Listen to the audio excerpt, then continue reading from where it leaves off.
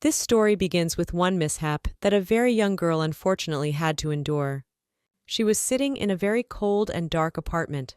The girl had only one candle left, which she struggled to light. She was actually the daughter of the Duke of Norton, which was on the continent of Odin. She, Alice Norton, had suffered a huge setback in her life. It all started from the moment she was born and killed her mother. The girl was doomed to be abandoned in that family. The hatred from her father, the abuse from her sisters, and even the love she gave up her noble status for. When she grew up, she was simply abandoned as a worthless thing. Unfortunately, poor Alice was never loved. Because of this, she didn't understand how to be needed. And if she had a second chance at life, she would surely be the one who would never be so humble and would fight for her happiness. At that moment, she suddenly closed her eyes and woke up to her sister, Victoria Norton, dousing her with water and asking how much longer she was going to sleep. Her other older sister, Elizabeth Norton, was also displeased, and she said that her father was already waiting for her in the study, so she should wake up as soon as possible. Alice suddenly opened her eyes and looked around, realizing that this was Duke Norton's house. Then she looked down at her body and realized that she was still very young. Then the girl asked Elizabeth, "Is this Victoria? What are they even doing in this place?" Well, Elizabeth's reaction to that was over the top. She started climbing on her sister's bed and kicking her legs, saying that she was about to teach her manners. Victoria, for her part, just stood back and said she was such a ridiculous girl, didn't understand how she could even be a part of their family. Elizabeth suddenly took a swing at her sister and was about to punch her in the face, asking how dare she even call them by their first names. It was disrespectful. Alice, however, managed to react in time. She lifted the blanket, throwing her sister to the floor without showing any emotion. Victoria, for her part, was amazed by her sister's actions. She immediately ran over to Elizabeth and started to help her up. She then started yelling at Alice, asking how she dared to attack them. The girl herself at that moment thought that perhaps the gods had finally blessed her before she died. After all, in her previous life, she had been completely patient with her sisters. However, now that she has started all over again, she is not going to tolerate them for one more minute and will not allow herself to be humiliated like this. At this point, Alice suddenly made a guilty look and turned to her sister and said that she didn't mean to scare her. She was just very worried that her father was waiting, so she wanted to be in bed and get cleaned up as soon as possible. She asked if her sister realized that she really couldn't see her father like that. It's disrespectful to him, which is why she dropped it to get ready. Alice suddenly asked if they were all right and if they were hurt. Elizabeth started screaming and said that she was still pretending even after what had happened and started calling her all kinds of curse words. Victoria waved her off and on her way out said that they had more important things to do. The older sister agreed and turned to Alice and asked her to hurry up and not make them sit down. Alice laughed and replied that, well, she would be sure to hurry up and not be late for her father. Soon the girl cleaned herself up, and she and her sisters went straight to her father's house. The girls walked through the afternoon garden. Alice kept looking around and noticed that everything was the same as before. She couldn't figure out where she had been all this time. At that moment, they suddenly came to where the two maids were standing. They bowed and wished good morning to Mistress Victoria and Mistress Elizabeth. Then the maids passed by as if not noticing Alice and began talking about their own things. The girl got a little upset about it. Then Victoria, seeing the look on her face, suddenly laughed and asked, "What's her problem? Is she really waiting for the servants to greet her?" Elizabeth also started laughing and asked what kind of jokes Alice was making. Until now, she is still not from the right view of her lowly, wicked status, so that's why she believes in some fairy tales. Alice said nothing to this. She was really hurt that the maids hadn't said hello. But then she remembered that one of them was holding a dinner bouquet in honor of the new heir to the Worcester throne. In fact, after the death of his father's best friend, the Earl of Worcester, his father intended to marry his daughter and take over the Worcester family. However, Weister was on standby and dug up a bastard son out of nowhere to inherit the throne. At that moment, Alice realized that as early as tomorrow, the new Earl of Worcester would arrive at Norton Hall to dine with them. They soon entered the separate wing where the father's study was, and as soon as the girls entered the room, they immediately saw him sitting at his desk, with some man lying beside him. Alice suddenly became anxious, but she folded her hands together so that no one would notice that they were shaking, and realized that of course the events would be conducted exactly as before. And when the girl shifted her gaze to the side, she saw a guy who was completely tied up and with a rag in his mouth. She realized it was Josie. At this point, Duke Norton suddenly spoke and asked everyone present if they knew why he had summoned them on this day. Alice, without raising her head to avoid looking into her father's eyes, thought that of course she knew everything perfectly well. Even though he's her father, he's still only thinking about selling her at a good price and maximizing his profit from it. However, Alice needed to act in such a way that she would not be suspected. So the girl made a surprised look and said that she did not understand anything and asked her father to explain it to her. Then he poured a cup of tea for himself, saying that perhaps she did not know. However, Norton and Worcester had made a prenuptial agreement, but since there was only one daughter in the family, the agreement was not honored. However, now that the Worcesters have their neglected son back, it has become time to fulfill her pact, which Alice already knows. The family has supported them for so many years, and they are bound to give them something in return. At this point, Allie became especially resentful, for the Nortons had bullied her for 18 years, and now they even wanted to marry her off to an illegitimate Weister child. She will go to the country of Sima, where criminals have been exiled since time immemorial. The girl was trembling with fear. She did not know what to do. However, at this moment, she smiled in order not to lose sight. At this, suddenly the guy who had been lying there all this time with a rag in his mouth spit it out hard and started screaming, turning to Alice, asking her not to agree to this in any way. However, for his disobedience, he received a kick in the stomach as well as a sword in the palm of his hand. This was done, of course, by the Duke, because of the fact that he had opened his mouth at all. Then the man looked at his daughter and said that everything about Muffy Josie, he knows that there is some affection between them. However, this guy is only a servant, therefore he is very far away from the status of a girl. Then he smiled and said that if she really cared for the guy, she should think about his safety. He also asked if the girl understood what he meant. The boy started to scream again. He asked Alice to just forget about him. Even if he dies in this place and right now, the heart it died with belongs only to her, and he really wants the girl to be free. Alice had so many doubts in her mind. She thought of Joseph in her last life. She had given up her nobility and run away with him. For the first few months, the girl was incredibly happy, and she couldn't believe it was really happening, even though they lived in poverty. However, she had absolutely no possessions. Josie had a hard time finding a job because of her father's pressure, until one day he left and never came back, leaving Alice, the love of her life, all alone. So, the girl firmly decided for herself that she will not make any more wrong choices in this life. She does not want the fate she had in her previous life to be repeated, because the chance she was given now would just be wasted. So the girl looked at her father and said that she agreed to his request. The girl is ready to marry the Earl of Worcester. Some time had passed since that day, and many guests had gathered at their beautiful and vast estate for a feast. One of the guests approached Victoria and kissed her hand, suddenly noticing a ring on it. He asked if it was a sapphire. However, the girl said it was a blue diamond. The man was amazed. He said that Norton Hall was so rich that any diamond was worth a fortune.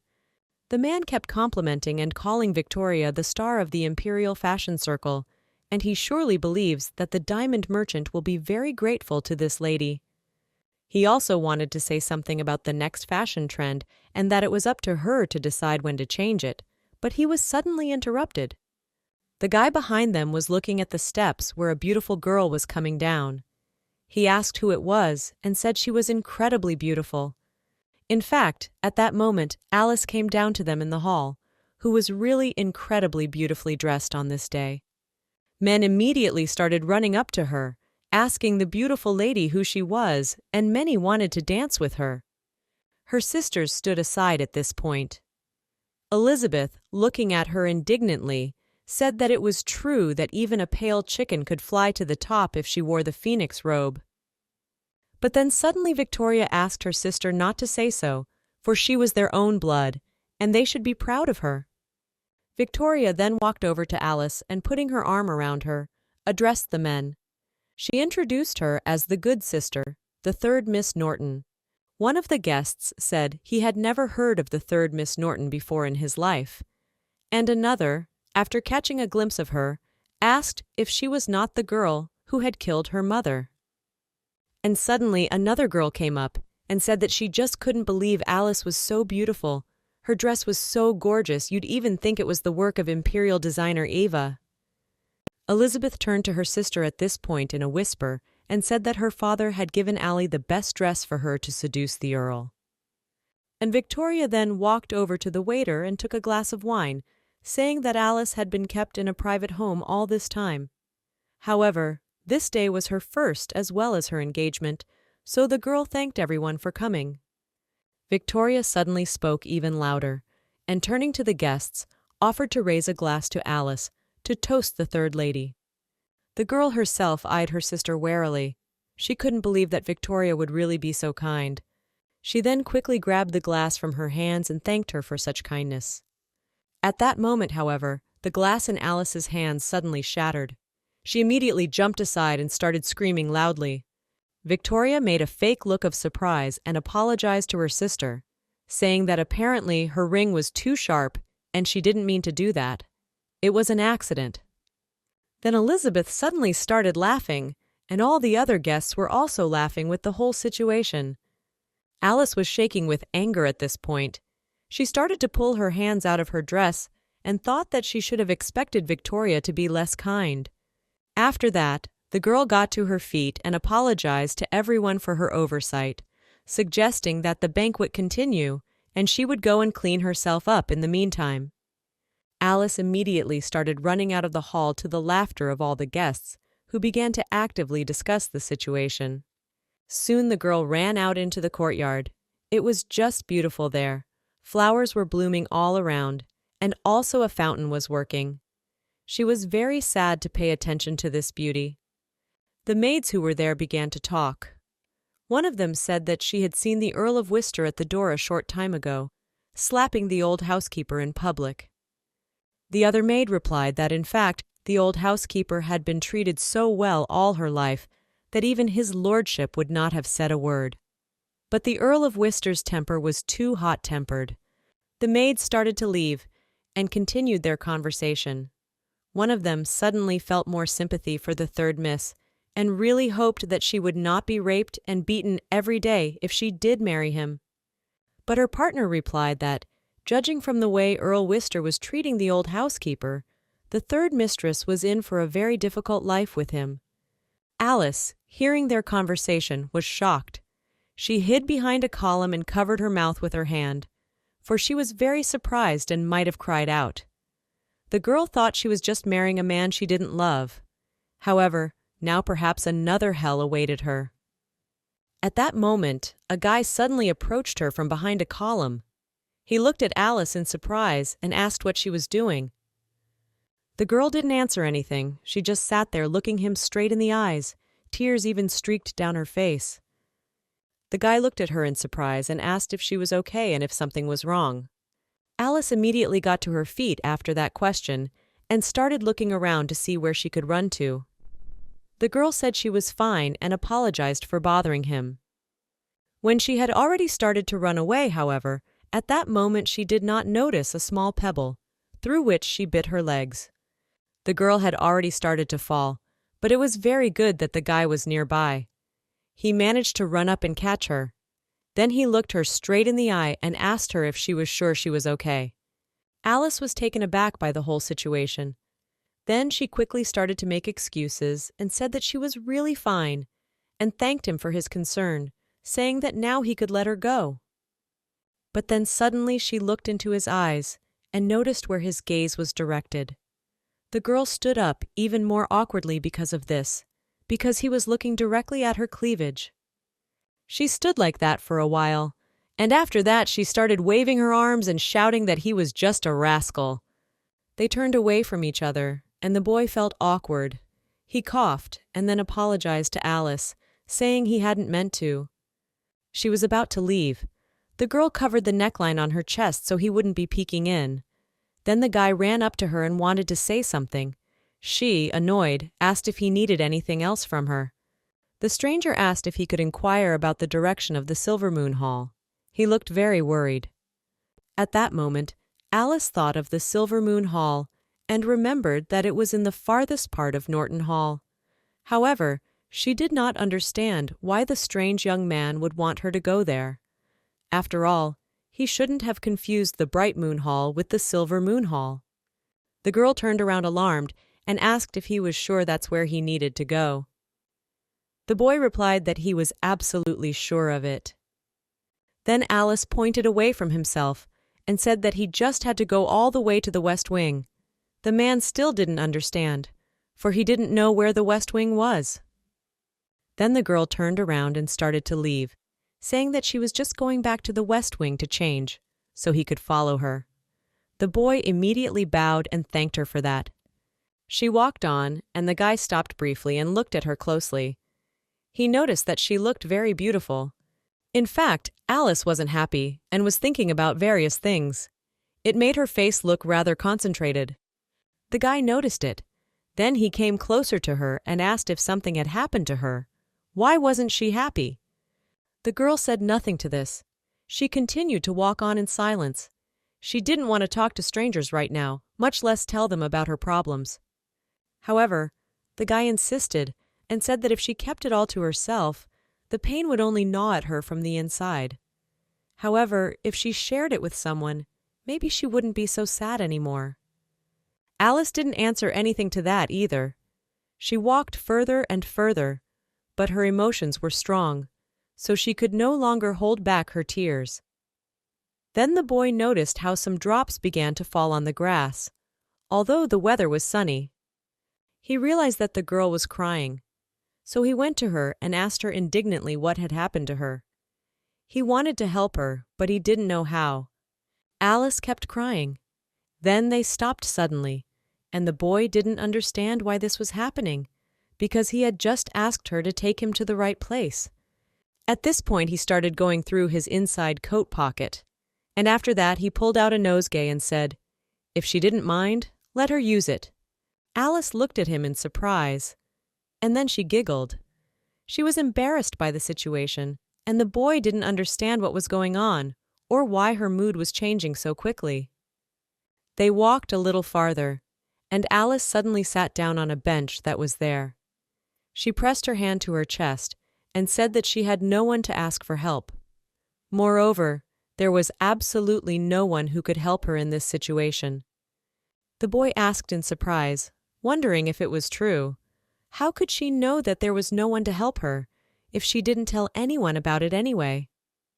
Alice at this point was looking down somewhere and said that she had actually pushed away the love of her life and was going to marry a man she didn't love at all. The stranger hearing this was very surprised and asked why she should marry a man she did not love.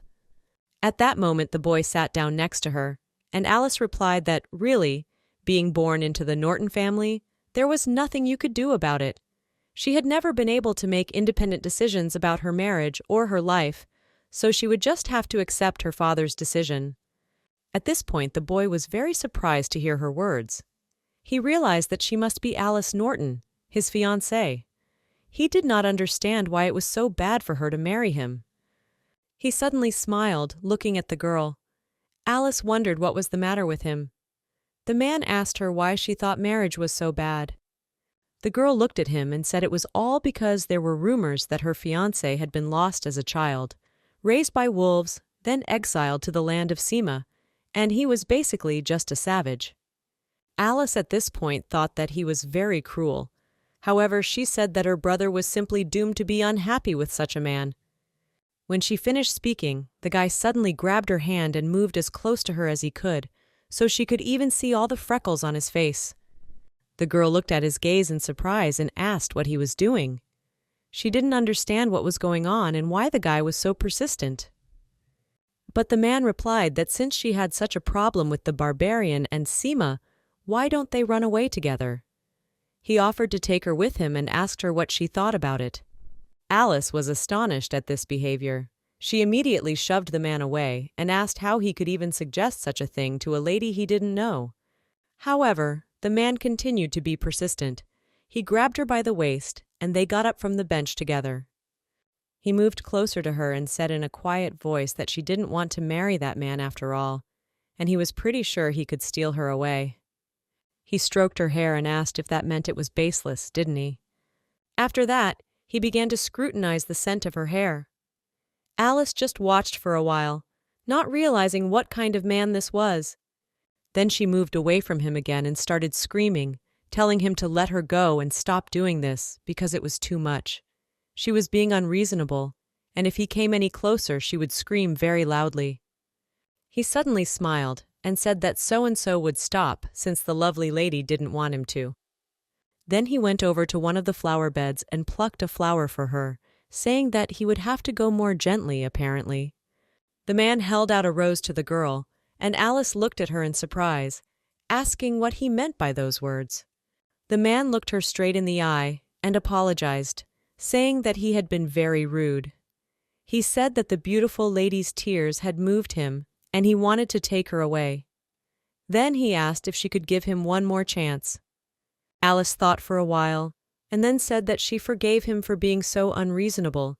She could not promise him anything, however. The man was very surprised and lowered his hand with the rose because he didn't expect such a thing. He asked why she was saying that. The girl turned away from him and replied that her wishes made no difference at all to whomever she married. It would be the man chosen by her father. The duty of any noble daughter is to help her father in solving his own problems.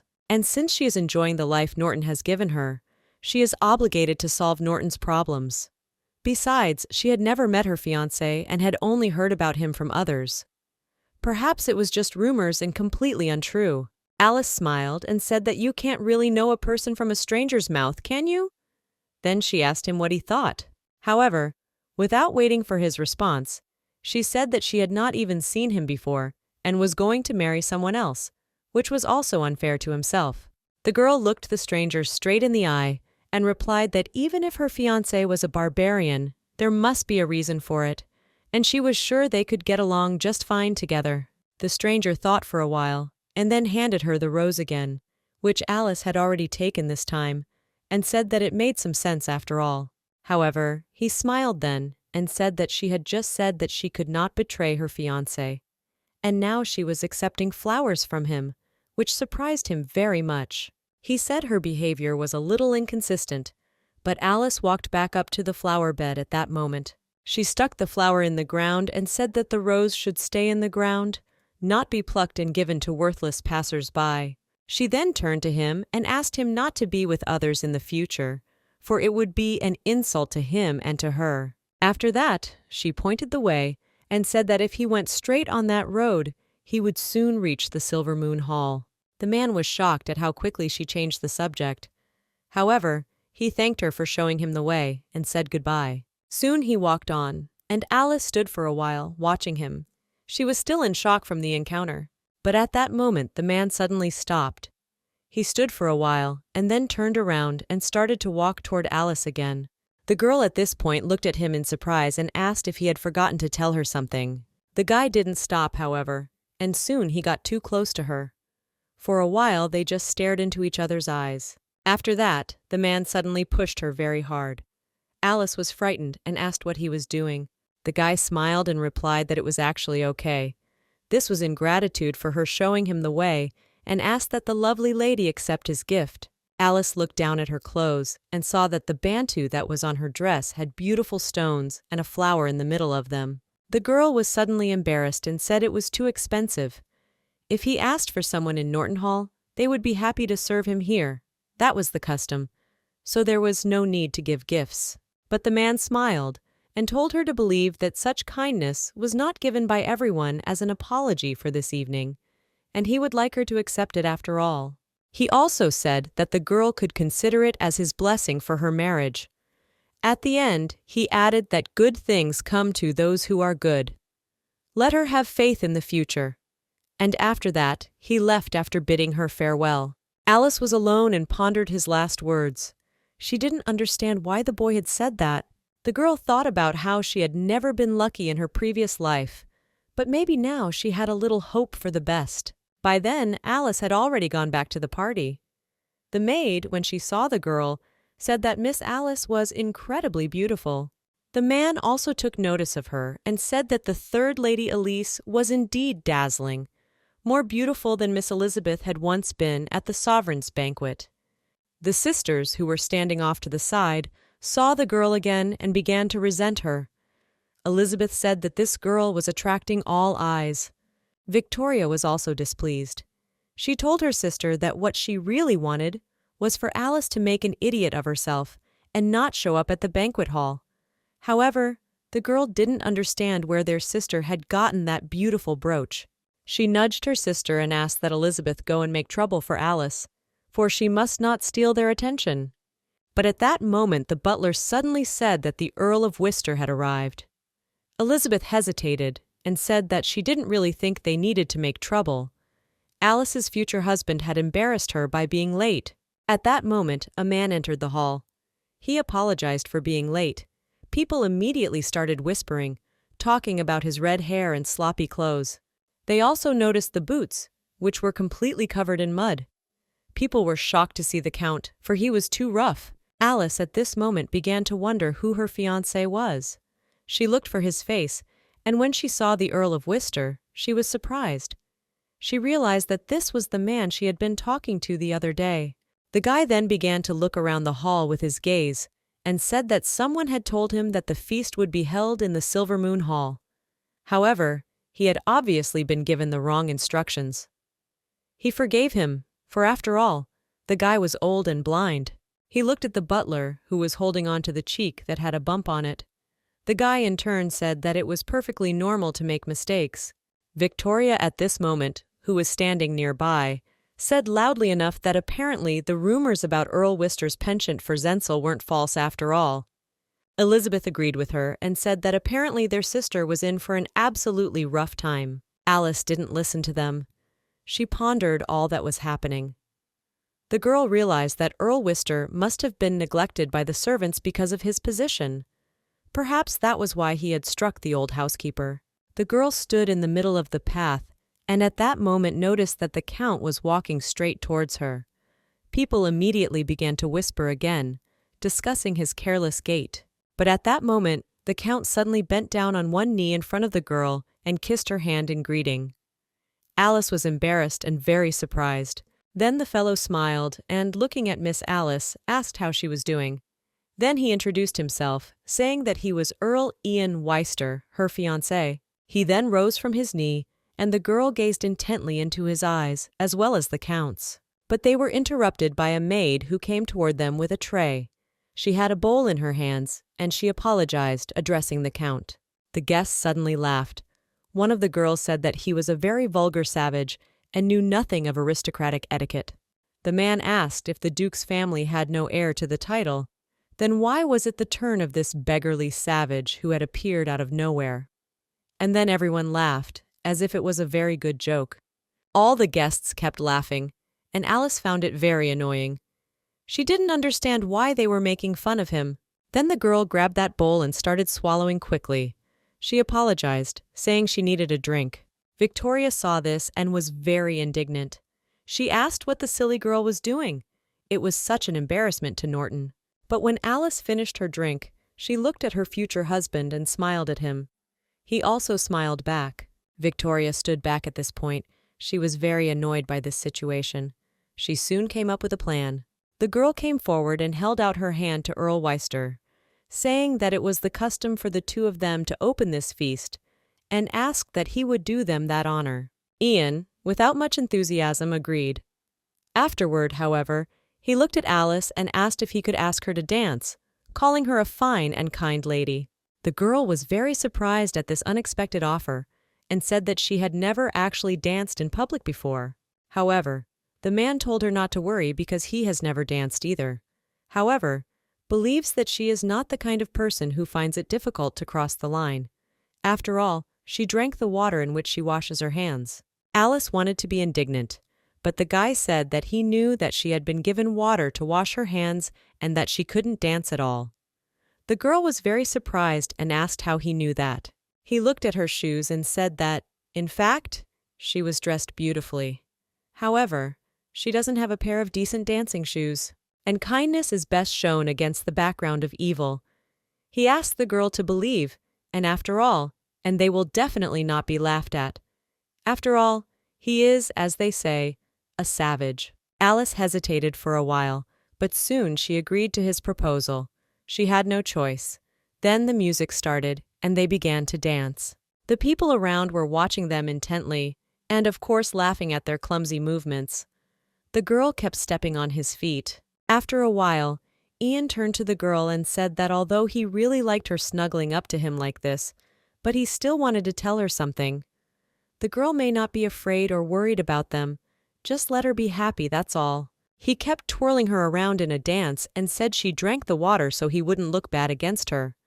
So what else was there to be afraid of? However, Alice said that wasn't the case at all. But the guy objected and said it's not different, it's just a bowl of water.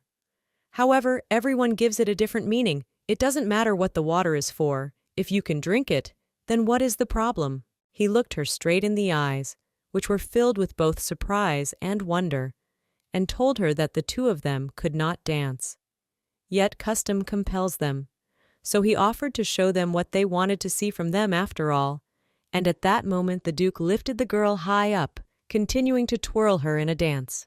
When he set her on the floor, they stood looking at each other for a while to the applause of the audience, who had not expected such a spectacle. Some more time passed, and suddenly the music started to move.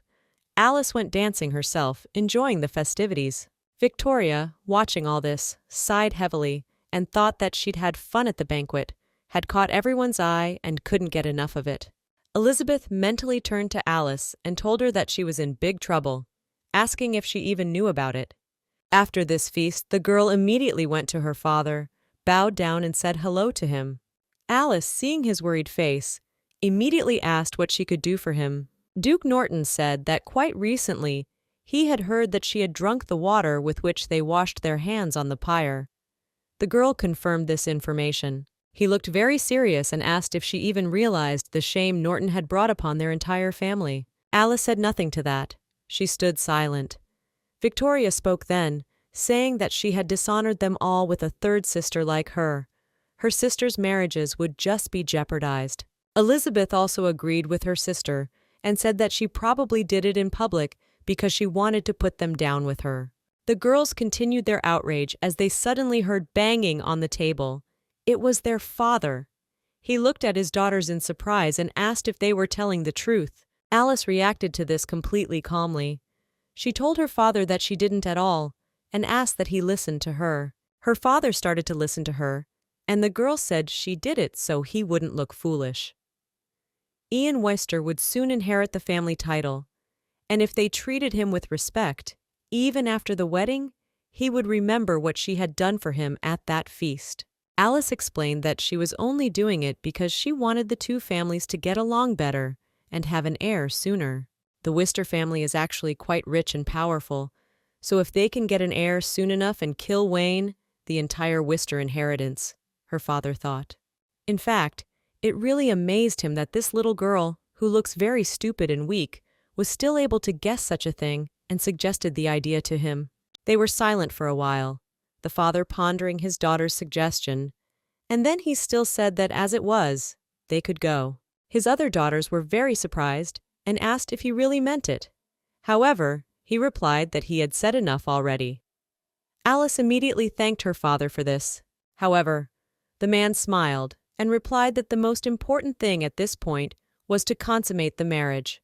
He then turned to his two daughters and said that they should teach Alice not to do anything humiliating to their family.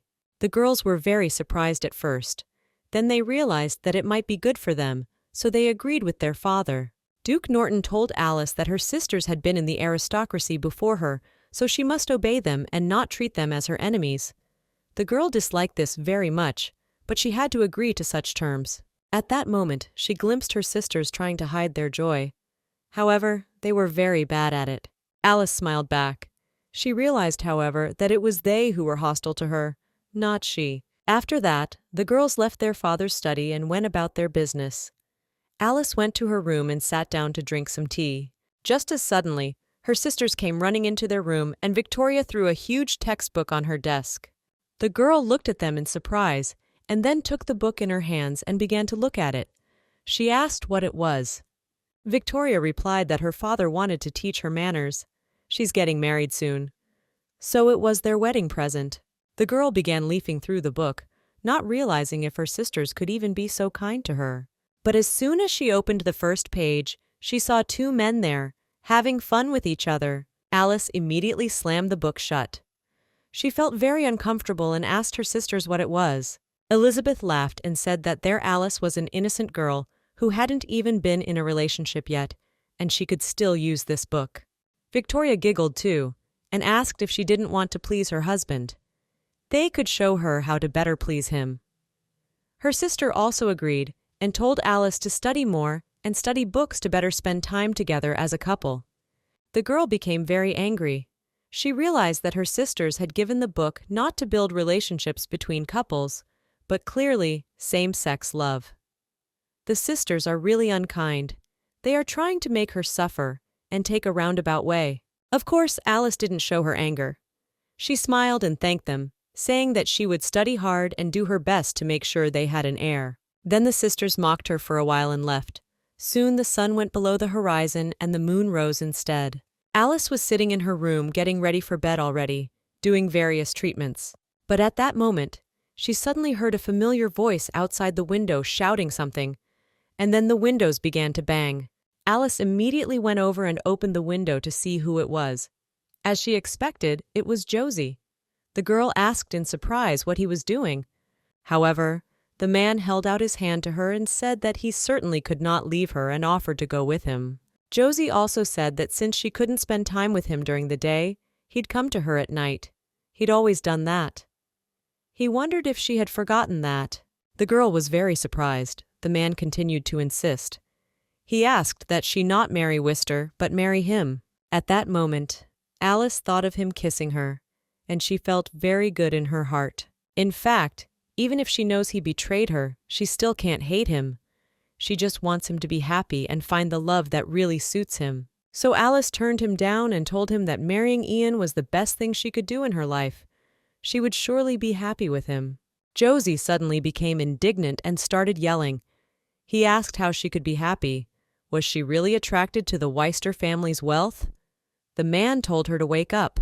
After all, the man she is about to marry is just a savage. He asked that the girl not let his wealth mess with her mind.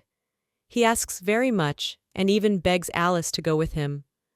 But the girl smiled and said that she will not go. It would be a great honor for the Norton family to marry her to the son of the Weister family. Closing the window, she told him to go away and find his happiness after all. Josie couldn't believe that she had actually done that and kept banging on the window, trying to talk her out of the decision. He kept knocking for a while longer. In fact, Josie didn't want to leave because he thought the girl was the love of his life. However, he soon realized that all his efforts were absolutely useless. So he started to leave, and before he did, he told Alice to wait for him. He would definitely come back for her. Jumping down from her window, Josie said he would return with all his wealth and honor to pull her out of the flames of the family's rot. Alice, at this point, with tears in her eyes, began to watch her love run away, finding her happiness, and she herself at that moment began to give him her blessing. She wished him the best in his journey and a happy life, and bid him goodbye forever to Josie. The girl finally let him go. She promised herself that from now on her life would have nothing to do with Josie. With these thoughts, the girl went to bed. Some more time passed from that day, and the long-awaited day came, namely the wedding of the Duke and Alice. The girl's sisters stood behind her, and Elizabeth said that there was really nothing more annoying than her fiancé coming from the countryside, acting very awkward and rude in public. However, Victoria asked that she behave, because her father had said that she and the Worcesters were now family. They would just have to put up with any rudeness. The girl agreed, and at that moment Duke Norton and his daughter, who was ready to marry, finally entered the hall. At the side, already near the altar, stood Ian, fully prepared for this wedding. Alice was incredibly beautiful on this day. She was wearing a beautiful wedding dress and a veil in her hands.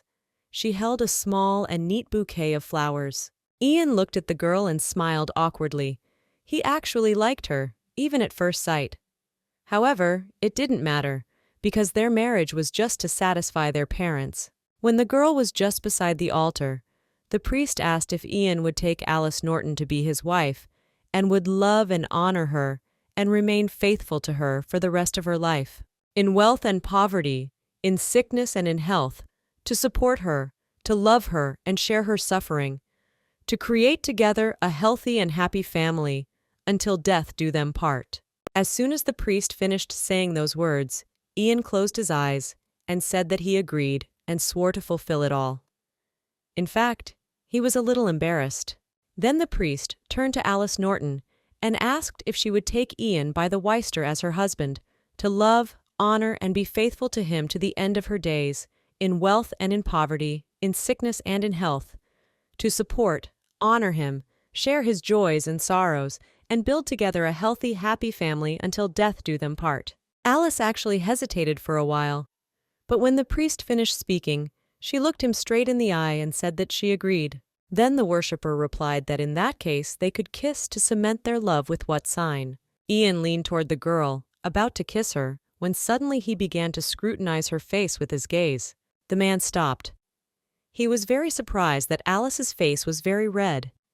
He thought that she probably couldn't breathe and had gotten sick somehow. Then he turned to Alice in a whisper and asked, had she made the corset too tight? Then he offered to untie it for her. Alice was very surprised at this suggestion. In fact, she was embarrassed and said she didn't need to do it. Ian didn't insist, so he reached into his pocket to pull something out. Soon he found what he was looking for and put a beautiful ring on Alice's ring finger with an incredibly beautiful and expensive stone. Elizabeth, when she saw this, was very angry. In fact, she knew that the Worcester family was rich, but she didn't expect it to be that rich because the ring had a pink diamond in it. Victoria was also very angry. She said that it was too luxurious for Alice. However, it didn't matter, because this ring would be theirs sooner or later anyway. In fact, Elizabeth really wished that she had already conceived an heir for herself that day. His father was thinking at this moment that with the amount of this ring, they could easily buy 2 estates large enough. Ian bent the girl over again to kiss her and said that he had said he could afford to marry her and provide a better life. When he said those words, he smiled. He put his hand on her cheek and tucked her hair behind her ear. And then, in a quiet voice, he said that from that day forward, she was his. They celebrated the wedding, and Alice went straight to her bath. She sat in the hot water and stared at the diamond ring, thinking about all sorts of things. The girl thought of how very rude this Worcester was. She remembered how they had first met and how he had pushed her, putting diamond jewelry on her bow. But at this moment, she blushed at such thoughts. Alice plunged deeper into the water, not understanding why she felt so strange, how she could think of such things.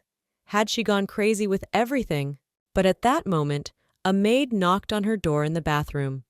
She turned to Alice, saying that she had been in the shower for 2 hours. The Earl of Worcester was expecting her, and the first and second misses asked her to tell him that it was time for her to go back to her room.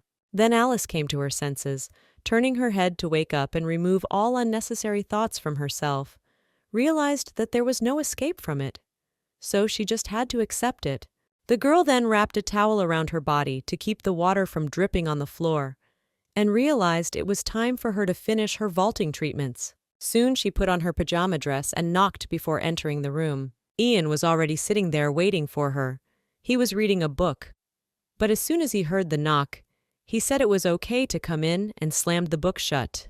When Alice walked in, he saw her embarrassed, yet incredibly beautiful, and thought she had finally arrived. The girl was very uncomfortable with the whole situation, so she didn't even move away from the door. The girl was embarrassed by the whole situation, so she didn't even move away from the door, let alone go to the bed where her husband was sitting.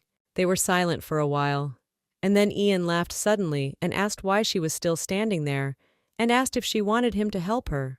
But then he suddenly noticed how Alice's hands suddenly moved to the ties on her dress and began to untie it. The Duke, seeing this, was very much surprised. He replied, embarrassed, that he didn't really mean it. But Alice didn't listen to him. She took off her nightgown and stood completely naked in front of her new husband.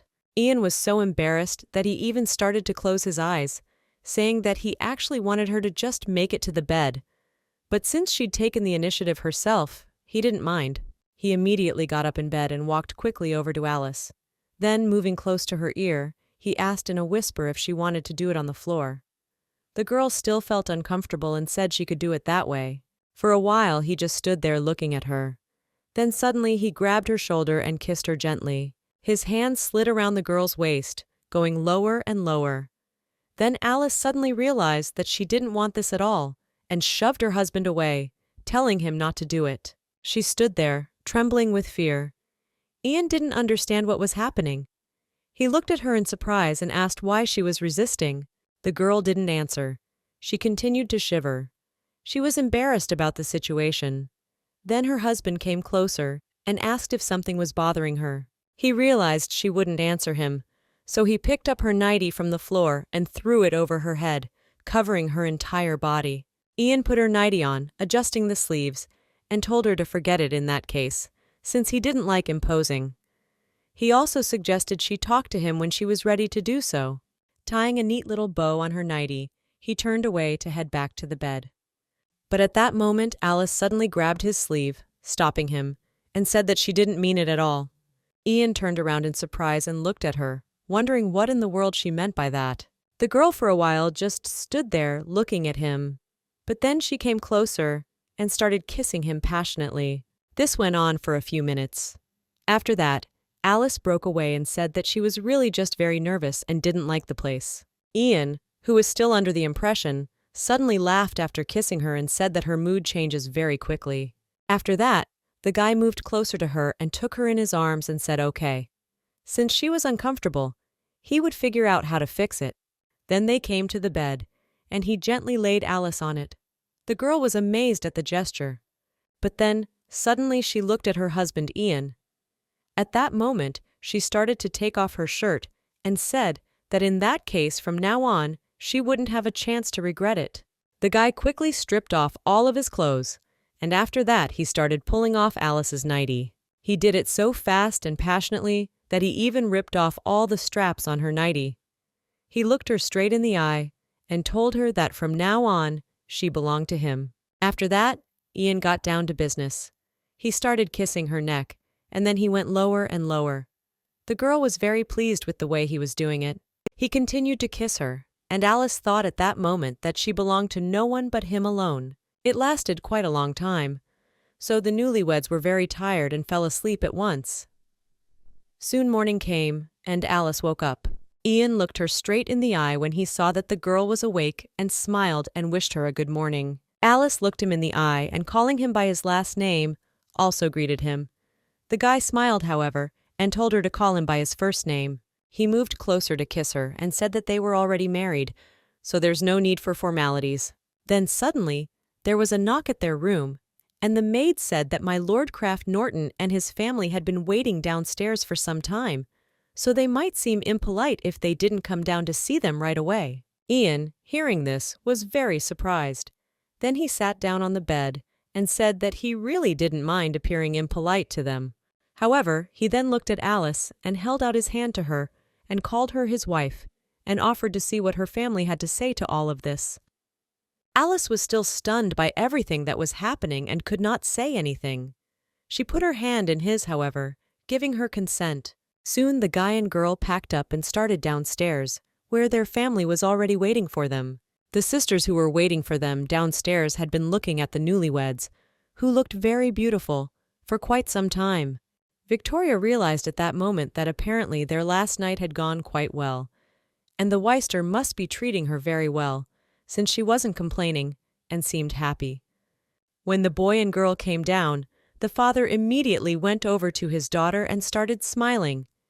He said that seeing their love and tenderness gave him great relief. He hugged his new son-in-law and told him to remember to keep in touch with them after they returned to the Weister Palace.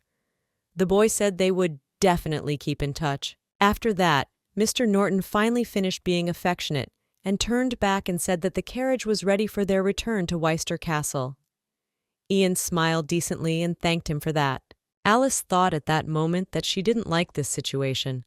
Because her father was so eager, he couldn't wait for her to find out what was going on at the Weister Abbey. At that moment, her sisters suddenly approached her. Victoria grabbed her hand and told her to remember to do her best to conceive their heir as soon as possible. And Elizabeth grabbed her shoulder and in a whisper, yet loud enough, told her not to even think she could get rid of them by going to another estate. They said with one voice that they and their father would be sure to keep an eye on the girl to make sure she didn't do any bad things. Alice said goodbye to them again, and then got into the carriage with her husband, and they began to drive away from Norton Manor. Alice was looking out the window, and tears started to come to her eyes. When Ian noticed this, he asked what was wrong, and wondered if she had something wrong, and if he could help. The girl exhaled with relief at this point, and closing the curtain, replied that it was nothing like that. She was just a little sad. Ian put his arm around her at that moment, pulling her closer to him, and smiled, telling her not to worry about it. If she wanted to come back, she could always come back. The girl was surprised at first, but then she exhaled with relief and thanked Weister for his concern. She was pleased that he cared about her. They traveled for a few more hours, and soon the wagon stopped near the Duke's estate. Ian went out first and then stopped by the door and helped Alice down from the wagon. But when Alice came out and looked around, she was very surprised, for her father had said that the family at Aisters possessed immortal riches. However, when she looked around and saw that in some points it was even worse than poor families, she was surprised. After all, the pictures she was seeing right now in front of her could not be compared to the rumors that had been going around about their family. The girl realized that her father was clearly misinformed, and it scared her a little even. Ian, seeing her surprised face, asked Alice if she had any regrets. The girl, who was still impressed, asked what he meant by that. Ian laughed awkwardly. And after that, he said that Vesters was the exact opposite of the rumored wealth. And if it wasn't for his cousin who had no heir left after the storm, he wouldn't even be able to inherit this ruined castle. Alice was suddenly worried. She continued to speak to her husband respectfully and in you, and asked him not to talk like that, because it didn't bother her at all. The girl put her hand under his elbow and told him that they were now husband and wife, and he should remember that no matter what happened, she would always be by his side. The boy was a little embarrassed, but he thanked her for her words. After that, they stood outside for a while. Then they went into the manor, or rather, into what was left of it. Alice had been sitting in the dining room for some time, while her husband was doing something in the other room. The girl looked around to make sure he wasn't around, and suddenly pulled out a vial of medicine. Actually, she took it from a woman. The woman told her that the pills the girl had asked for were actually forbidden. However, Alice replied that she would be very careful. And at that moment, Alice was about to take the pill, but suddenly Ian came into her room and, seeing this picture, asked in surprise what she was doing. The girl from surprise even dropped her jar of pills, and they scattered, and her husband indignantly looked at her at this time. Or suddenly she was so worried, she started to shake with fear. She didn't know what to think of or how to justify the pills. Ian, at that moment, had already come over and picked up the jar from the floor. He looked at his wife and asked what it was. Elia immediately ran up to him. She didn't know what to say to him. Well, then suddenly thought of it and in a hesitant voice replied that it was her medicine for vertigo. The guy immediately went over to her and asked her why she needed the medicine. Did she feel dizzy? Maybe she had a fever? But the girl laughed nervously and replied that she was just tired from the road, nothing serious. The guy looked at the medicine for a while longer. Then he set it down on the small table. Alice breathed a sigh of relief. He must have believed her after all. But then suddenly Ian came over and grabbed her in his arms, apologizing. He said he'd been in a hurry to get her out of Norton, and she must be tired. He went to the room and said that he would carry her to get her rest, and he would summon the best healer on the estate. Alice was glad he'd left those drugs alone. If he had, she would have been exposed for sure. Soon Alice was already lying in bed, and her husband called the doctor. In fact, the girl was not sick, and Alice really hopes that he will not prescribe her some medicine that promotes conception. The doctor examined Alice carefully. Then Ian approached her worriedly and asked what was wrong with his wife. The woman replied that she had never seen the Earl's daughter in such a bad condition. The man became even more serious. He didn't know what she was talking about, so he asked the doctor what she meant. The woman explained that Her Excellency was too thin. She must have been malnourished since childhood. She then turned to Alice and asked if she had been mistreated as a child. Alice lay silent at this point. In truth, she would very much like to say yes, but Norton's honor must not be tarnished or things would be very bad. So the girl immediately said that not at all. It was just that she was picky about food from an early age and had a very poor appetite. But the doctor replied that she could no longer be a fastidious eater, and if she continued like this, it would be very difficult for her to have children in the future. Alice exhaled with relief and said it was very much so. Ian was surprised and yawned beside her, asking what she meant by that. The girl realized she had said the wrong thing and replied that what she really meant was that she was comforted by the absence of other serious problems. Ian smiled then, because he was so scared, and said that now he understood what she meant, and he thought she didn't want to have children with him anymore. Alice laughed nervously and asked, "Is that even possible?" The doctor at this point had already gathered her things and told them not to worry, because it wasn't such a big problem. She would prescribe them a special medicine and take care of it for a while. Ian immediately thanked the doctor and said he would be sure to take good care of the girl and watch her diet. After that, everyone in the room left. Alice continued to lie there, looking away. They were silent for a while. Afterwards, Ian glanced at his wife and said that she had lied.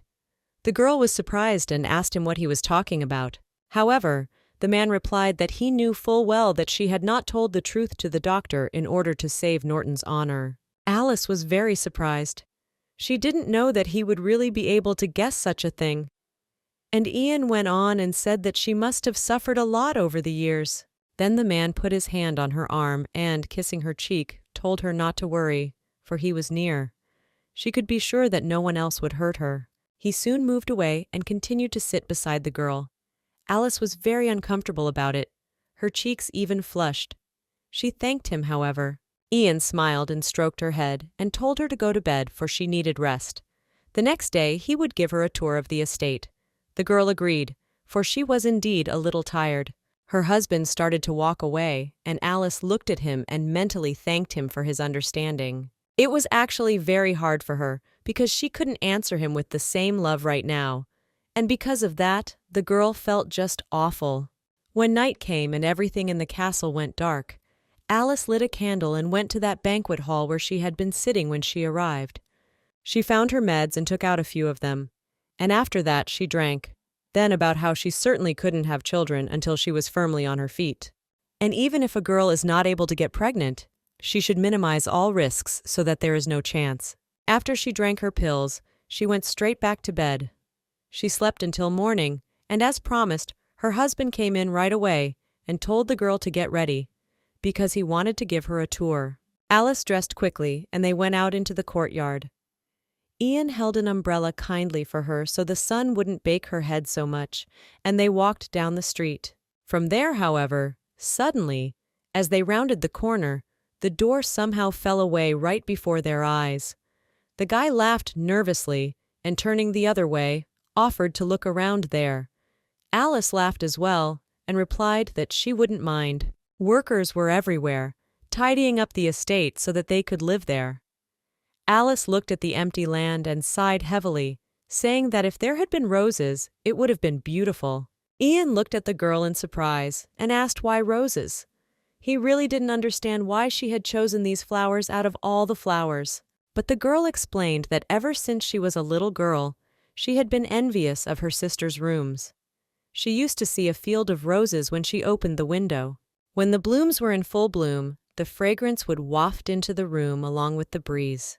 But she realized that the people in Eyster were already poor, so she shouldn't throw her money away. So she turned to Ian and told him not to take it personally. A lawn was not a bad thing either. Her husband at this point suddenly laughed and asked if she really thought he was too poor. Alice was surprised to hear him say that, and said that actually she could even use her dowry. He folded his umbrella at this moment, and taking her under his arm, replied that he was not really as poor as she thought. Against wastefulness, however. Seeing her surprised face, Ian explained that he had been living in the sim since he was a kid, and he didn't want to be rich. However, he had saved up some money. It wasn't much, but it would be enough to satisfy his wife's wish to have a field of roses. Alice, hearing these words, was immediately pleased. She could not believe that he really agreed to this, and asked, "Will she really have roses of her own?" Ian, seeing how happy she was about simple things, smiled and said that she was his wife and could do what she wanted, especially what makes her happy. The girl sighed with relief, hugged him, and thanked him. She wanted to say something, but then changed her mind, and they went on their way. But at that moment Ian suddenly stopped and, looking at her, asked, "Did she really think that marrying him? It's the same as going into the wolf's den for the rest of your life." The girl immediately apologized and replied that that wasn't what she meant. He smiled and said that you can't believe rumors in any way. You just have to experience it for yourself to know what it's really like. He put his hand to her cheek and, moving closer, said that Alice still had a lot to learn about him. He also said that she would see for herself very soon. After that, he kissed her gently. Alice thought at that moment, is there really a bright future waiting for her where she will be happy? A few days passed, and Alice was sitting in the living room as usual, when suddenly a man came into her room and put many bars of gold on the table. The girl looked at all this in surprise and asked, "Is this really what she thinks it is?" The stranger at this point bowed and said hello to Mrs. He said, "Which is the creation of the House of Weister." The guy introduced everything by saying his name was Nolan. Alice greeted him cheerfully. "All right," explained the lady, "that this is the means Mr. Wister allotted her to repair the estate." Alice, hearing this, was very surprised. She couldn't believe that he had so much money. The butler explained that Mr. Wister had said she could do as she pleased. After that they went outside, and Moon brought some people in. He said they were gardeners who had been invited from all over the neighborhood. The girl looked at them carefully and said that she assumed so, that they all knew that the soil in that spot needed to be restored before the roses were planted. One of the gardeners immediately said his roses would bloom all year round for 1,000. Another said that his roses had won the crown for 10 years in a row, and he was willing to work for 3,000 gold pieces. Another modestly replied that he only planted ordinary roses. However, he would take 200 gold pieces for them.